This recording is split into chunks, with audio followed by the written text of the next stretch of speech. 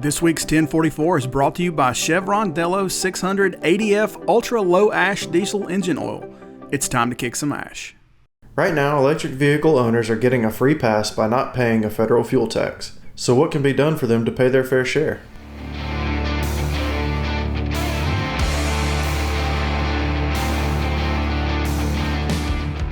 Hey everybody, and welcome to 1044, a weekly webisode from the editors here at CCJ. I'm Jason Cannon, and my co-host on the other side is Matt Cole. Everybody who owns a gas or diesel-powered vehicle pays into the Federal Highway Trust Fund every time they fuel up at the pump. The majority of the Highway Trust Fund revenue comes from fuel taxes, which are 24.3 cents per gallon for diesel and 18.3 cents per gallon for gasoline. Neither of those numbers have been adjusted since 1993, which has led to inflation-related shortfalls in highway funding. Making that matter worse, there's currently no equivalent tax for owners of electric vehicles, allowing them to use the nation's highways essentially for free. There are currently only about 1 million battery electric vehicles that have been sold in the U.S., which is a small fraction of the country's 276 million registered vehicles. But the number of EVs is expected to grow significantly in the coming years. The American Transportation Research Institute released a study at the end of September outlining ways Congress could act to have electric vehicle owners pay their fair share for using the same highways as traditional vehicles. I spoke with ATRI Senior Vice President Dan Murray about the group's report, the issues currently facing the Highway Trust Fund, and what they found that would and would not work well for taxing electric vehicles. Well, we've been conducting highway funding research for probably a decade now. We're monitoring very closely state and federal highway trust funds, revenue receipts going in, expenditures coming out. And as everyone has been watching and waiting with bated breath, we've been waiting for infrastructure funds to come back in the form of some sort of federal fuel tax. Hasn't been raised since 1993. Quite candidly, fuel taxes are one of the most efficient tax mechanisms out there. The federal government spends 0.2 cents on the dollar collected to administer it. States spend about 2 to 3 cents on the dollar raised to administer state trust funds. So it's a very efficient mechanism that, call it political recalcitrance. We haven't raised it since 1993. So that's a problem. We've already been making major transfers from general funds into the highway trust fund just to keep it solvent. As you well know, we're still struggling as we speak to get a new infrastructure bill passed. So most recently, there's been some movement, particularly at the state levels, to look for some kind of alternative revenue source. And what they've been focusing on quite heavily is a vehicle mile traveled, a VMT tax. Some people call them mileage-based user fees. It's all the same sort of wolf in sheep's clothing in that they're going to monitor your vehicle with GPS and basically debit an account for all the miles traveled. And every state, and in some cases, metropolitan planning organizations and even cities would all be able to sort of charge for mileage that's been used or accrued in their jurisdiction. So you could be driving in the city of Minneapolis and you might pay a mileage charge to the city of Minneapolis, which happens to be in Hennepin County. Hennepin County could probably charge something. The state of Minnesota certainly could. And then, of course, the United States Department of Transportation. So you're driving 10 miles in one city on one road, and you might find yourself paying 4 or 5 different jurisdictions worth of revenue. It looked a little duplicative. So we released a pretty substantial report last year, basically the impact of a VMT tax on transportation, and discovered that a VMT tax to administer would be, dozens and dozens of times more costly, less efficient than the fuel taxes. But one of the reasons states argue that we need to find something other than the federal fuel tax or state fuel taxes is their big argument is that more and more electric vehicles are not paying anything. And if we don't do that, we're going to find ourselves with everyone using the road and nobody paying for it.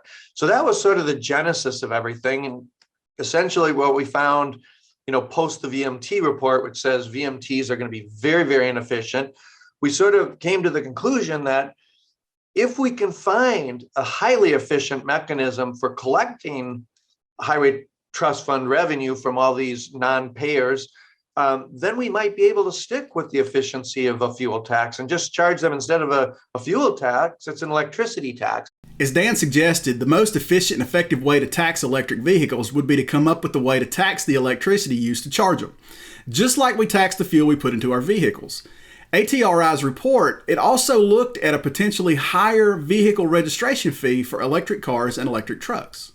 But before we hear more from Dan, let's hear from 1044 sponsor Chevron Lubricants. Did you know that 90% of the ash and soot trapped inside your DPF right now is caused by your engine oil?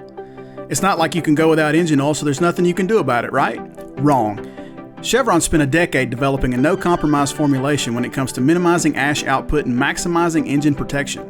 Delos 600 ADF with OmniMax technology is an ultra-low ash diesel engine oil that is specifically designed to combat DPF ash clogging by cutting sulfate ash by 60% and extending DPF service life by 2.5 times.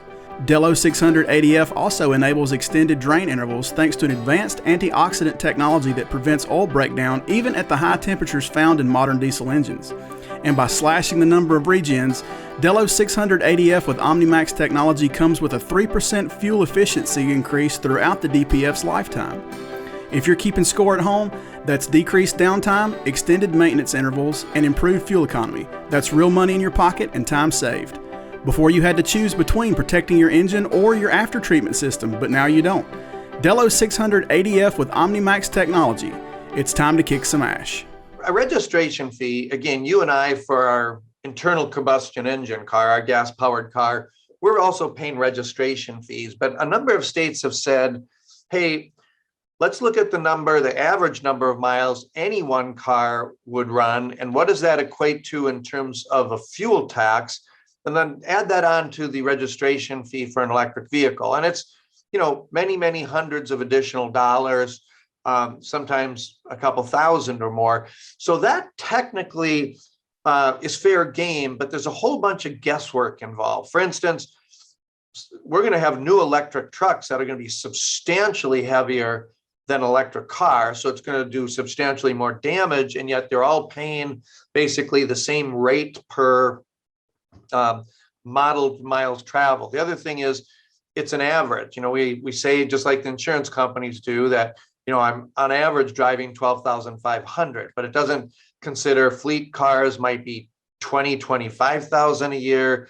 Elderly populations might go to the grocery store once a week, and it might be 600 miles a year. So it is important to have some sort of realistic test of how many miles you really are driving, quite possibly looking at, where you're driving. Some roads are more expensive, some are less expensive. But at the end of the day, the registration fee is sort of throwing a dart at a dartboard. It's a series of guesses and then rounding the numbers up or down. That's not the most efficient nor the most technical and scientific way of charging somebody for the roads they use, the damage they do. After determining that a so-called electric fuel tax would be the most efficient means of taxing EVs, Atri looked at determining what the tax would look like. We just did straight conversions of miles traveled today and average MPGs that come right from the government. We're around 25 now. We estimated in the next 10 years, we'll probably go up to 28 miles per gallon vehicle efficiency. We were focused on cars. And then we simply looked at existing utility rates and said, well, if my electric vehicle could, do 100 miles and per converting, by the way, miles into kilowatts, we came up with tables. And in those tables, we basically said if the fuel tax, which is today either 18 cents or 24 cents, here's how you'd convert 18 cents a gallon of gasoline for 100 miles of travel to how many kilowatts per 100 miles of travel. So it was a very straight mathematical conversion. And then we basically applied it to different gas tax levels. So again, if the federal tax today between gas and diesel is 18 and 24 cents, we said, well, let's assume they're going to pay the same exact equivalent. And then we converted and did come up, with, again, a kilowatts per hour equivalent to driving an electric car. And then we made it really, really easy for the states or even the federal government to say, well, in 10 years from now, let's assume the federal fuel tax is not 18 and 24. What might it be? And we created a chart that basically looked at, well, if it's 18 cents, if you add 5 cents, if you add 10 cents, if you add 50 cents.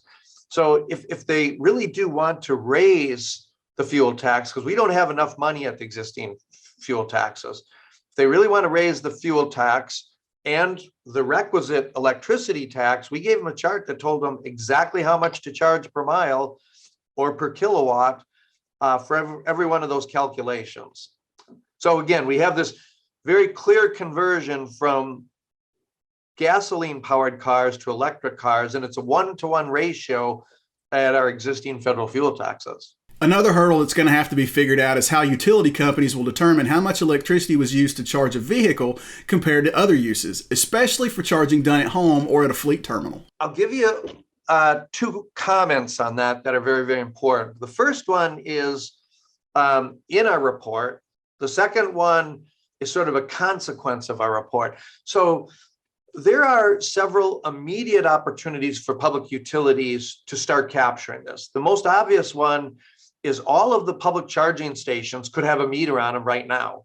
If you go to a Tesla charging station, the only thing plugging into that is an electric car. So whatever is drained from the charger to the vehicle is the amount of kilowatts used by that vehicle, and then you just come up with some requisite charge for that. So public and even private charging stations with basically an electric meter on them is immediately out there for us to start implementing as we speak. The other one that's evolving is out there, but it doesn't have broad adoption yet, are smart chargers. So when I set up a charger in my garage to charge my electric car, I have an opportunity to incorporate a smart charger. The smart charger talks to smart meters. More and more of the meters are smart, and basically says, my one unique vehicle out here in the garage is draining this many kilowatts, and then you charge them some X number of cents per kilowatt. And those same smart meters today are looking at, well, how much is your AC costing? How much is your pool heater costing? How much is your refrigerator costing? So within a relatively short time period, we believe that smart meters and smart chargers will be standard operating procedure. So at that point, you're covering the vast majority of vehicles who are charging either at a charging port or in their personal, or for that matter, commercial establishment. So all of this does require that we isolate the car, as you just pointed out, and then charge the car for that amount of money. Now, since the public utilities already pay government, they're quasi-government agencies to begin with, they have a public utility commission that oversees the transfer of revenue.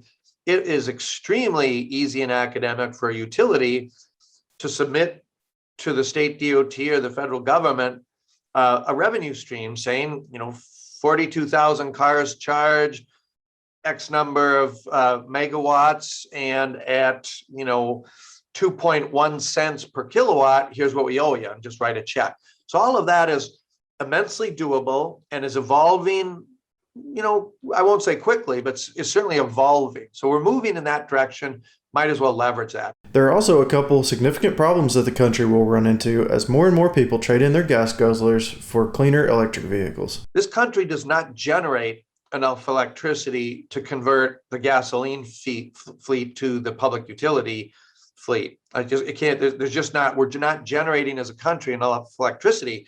And I'll give you a really interesting analogy without using the carrier's name. A very large carrier was going to be building a terminal in Illinois and submitted its blueprints for this truck terminal. And in there, they thought, let's be foresightful and build in 25 charging stations for Class 8 trucks. So these are going to be a much, much bigger draw than a car, but there are only 20 or 25 bays for charging these electric trucks. When the city got hold of the blueprints, they said, what in the world are you building here? What is this massive electrical grid system you're building? And the carrier said, we're building a truck terminal with 25 chargers. And they said again, well, what's this electricity system you're building out and connecting to the grid for? And they said, that's for the electric trucks that we want to add to our fleet. And then this Illinois city, certainly a well-known city, not Chicago, said, your electrical draw is greater than the entire draw of the city of X in Illinois. They don't have the capacity or the grid to accommodate a single truck terminal with 20, 25 stalls. So while this report we just released teaches you sort of at a very prescriptive level how to do it and what to charge, this country's got to roll up its sleeves and figure out where in the world all this electricity is going to come from as we move relatively quickly into a relatively large electric vehicle fleet. A class 7-8 truck needs a substantially larger charging system than a car. You can charge a car on the 120 volt electricity you have in your house. Better would be the 240. But if you set up a charging system for large trucks that's anything under 400 volts, I'm going to be sitting there all day, losing out on revenue and losing out on business while I charge this truck. So the network and the grid and the capacity needed for our fleet of 3.5 million class 7-8 trucks is going to be very, very different, certainly very large compared to the car population. That's it for this week's 1044. You can read more on ccjdigital.com, and as always, you can find the 1044 each week on CCJ's YouTube channel. And if you've got comments, criticisms, questions, or feedback, please hit us up at 1044trucking@gmail.com or give us a call at 404-491-1380. And until next week, everybody stay safe.